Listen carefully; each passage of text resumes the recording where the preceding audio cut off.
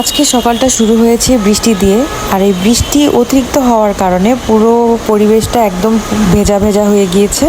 আর এই ভেজা পরিবেশে আজকে আমার বাইরে যেতে হচ্ছে, কারণ আজকে আমার কিছু ফ্রেন্ডদের সাথে বাইরে দুপুরে লাঞ্চ করতে হবে।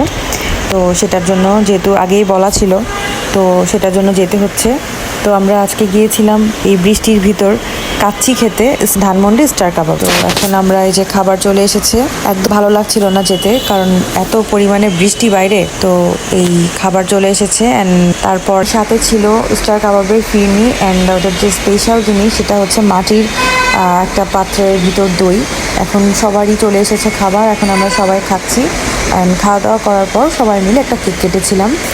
এটা শুধুমাত্র সবার সাথে দেখা হওয়ার কারণে কেকটা কাটা হয়েছিল। তো কেকটা এখন কেটে আমরা সবাই খাবো।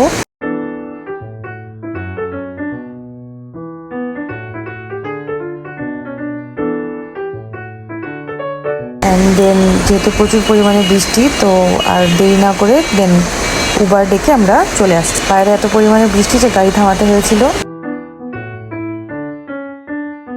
তারপর বাসায় আসার সময় স্টার কাবাব থেকে খাবার এনেছিলাম, তো আর সাথে এনেছিলাম দই। এই দইটা অনেক স্পেশাল আর অনেক মজার ছিল, দেখেই বোঝা যাচ্ছে এটা কতটা স্পেশাল।